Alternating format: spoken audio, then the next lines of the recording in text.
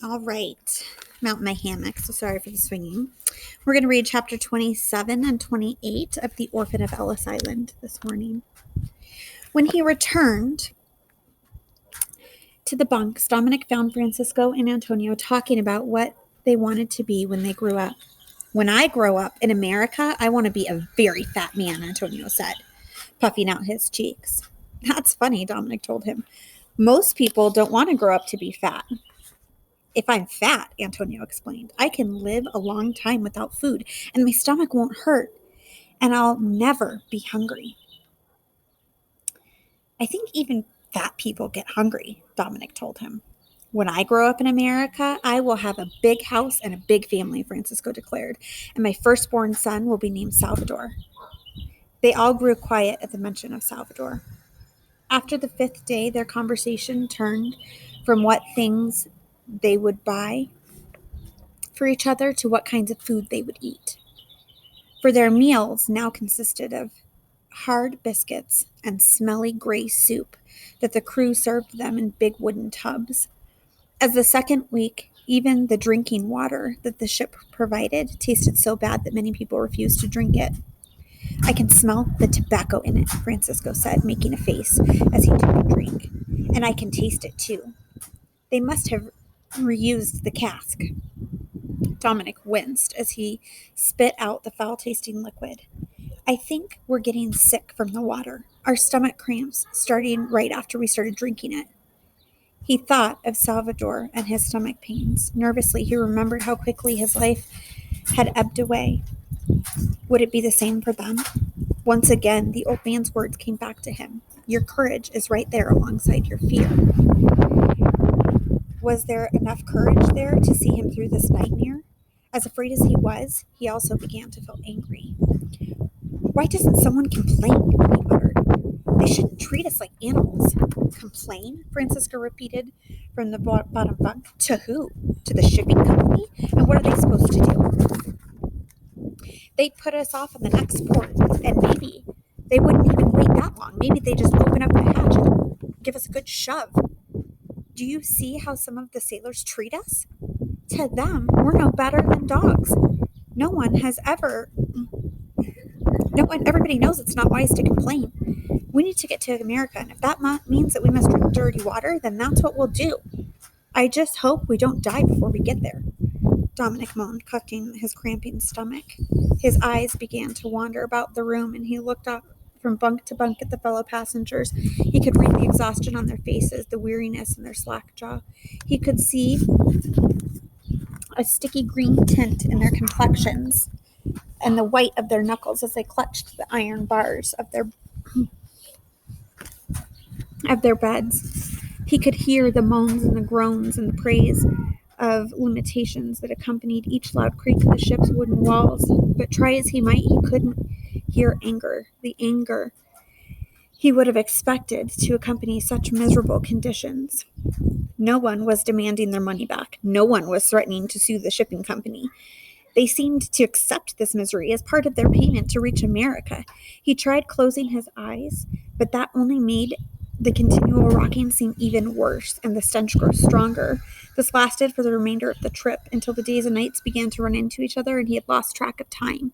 And then on the fifth day, word came downstairs that they had sighted land.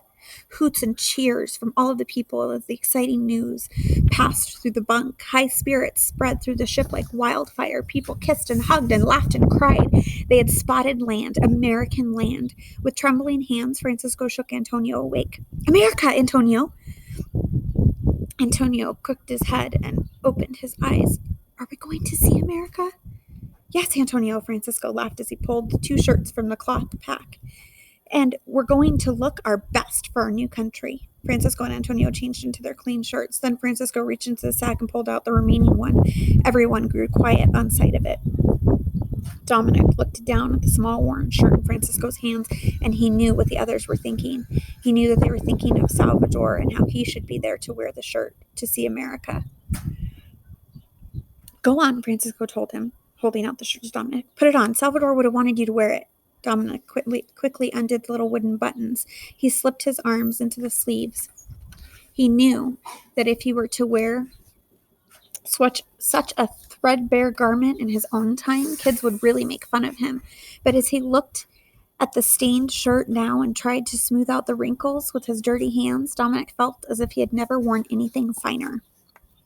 Chapter 28. There were over 1,000 passengers aboard the New Amsterdam, and most of them clambered onto the decks anxiously to get a glimpse of their new country. Dominic and the others had to wait a long time in the line at the stairwell. They were finally able to make their way up to the steps and had squeezed their way to the deck's railings. An odd hush fell over the crowd as they sailed into the Hudson Bay and caught the first glimpse of the New York skyline. Many of the passengers gaped over the deck's rails, having never seen buildings higher than 2 stories. At the sight of the Statue of Liberty, everyone became silent. With her torch being held high, her calm strength standing firm against the wind and the water, she awed everyone and moved many to tears. Dominic stared at his favorite statue and felt his own tears welling up in his eyes, for he finally understood just how much her welcoming, powerful presence meant to the immigrants who came so far. "It's good to see you again, Lady Liberty," he whispered as he sailed past the towering figure. Staring out at the New York skyline, Dominic couldn't believe his eyes. Everything seemed to be short. Where were his favorites? The Empire State Building, the Twin Towers. Nowhere to be seen. In fact, most of his favorite buildings were gone. He realized with shock that this was indeed what New York looked like in 1908. "This is not New York," he gasped. "Sure it is." Oh, sorry, my dog's barking. A man standing beside him said. "No, not my New York," Dominic whispered underneath his breath. The realization that he might never see his New York and his world in his own time gripped him with fear. If Francisco and Antonio were to live in New Jersey and Dominic were to be living alone in New York, with yet another strange family, but this would be the New York of 1908. Suddenly he felt the old familiar feeling of loneliness come over him. Only this time they were accompanied with a new fear. How was he to fit into a new family in such an old time? It had been easy for Francisco and the others, but if his new family wasn't nice to him, what would he do? What if they didn't like him? Who would he turn for to help in New York in 1908? It took hours for him to disembark on onto the Hudson River. Antonio began to get restless, and Francisco and Dominic took turns carrying him on their shoulders. By the time they reached the pier, everyone was too anxious to feel solid ground under their feet once again.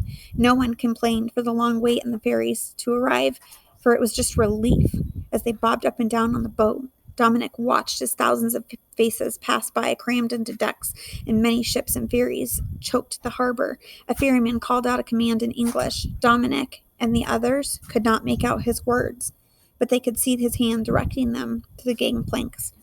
In a crash, baskets and boxes and suitcases, they were all packed into the ferries to ride to Ellis Island.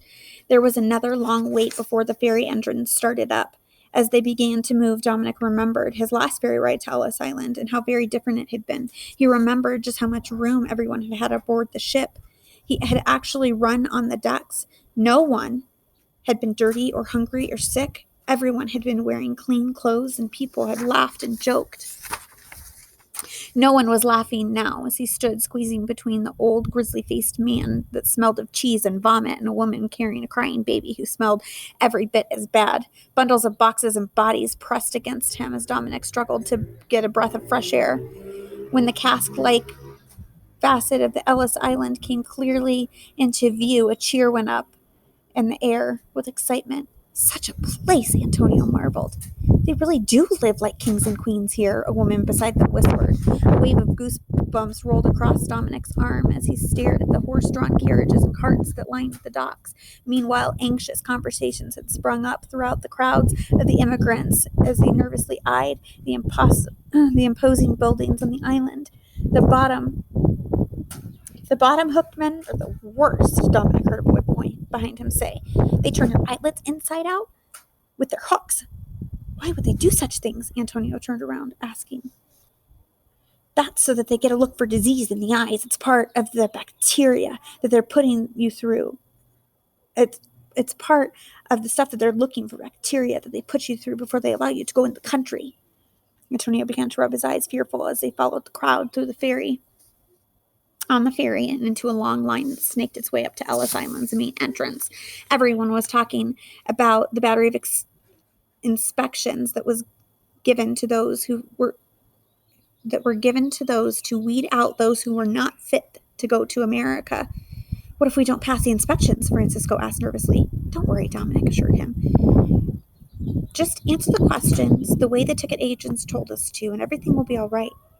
The ticket agent, who worked for the ship companies, had already gone over these questions with the passengers, feeding them the correct answers. For any immigrant not accepted into America was sent back at the shipping company's expense.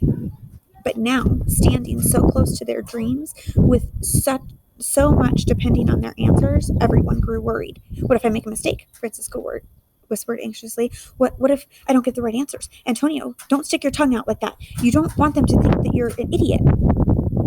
Just don't think about it so much, Dominic said, trying to sound confident. After waiting for a long time, Dominic and Antonio sat down in a line, too tired to stand any longer. They were under the canopies landing of the building's large doors, leaning against a big pillar. Francisco reached into his pocket and pulled out Salvador's gold key and chain. He put the chain around his neck. Dominic's heart leaped at the sight of it. The key! You have the key! He cried. Dominic leaned back against the pillar, dumbstruck. With so much happening, he'd forgotten to ask about the key. Francisco lowered his head sadly and placed a hand over the key. Dominic leaned in closer as Francisco said a whisper, I will wear it for you, Salvador. I shall keep it close to my heart until my son can wear it. We will read chapters 29 and 30 tomorrow.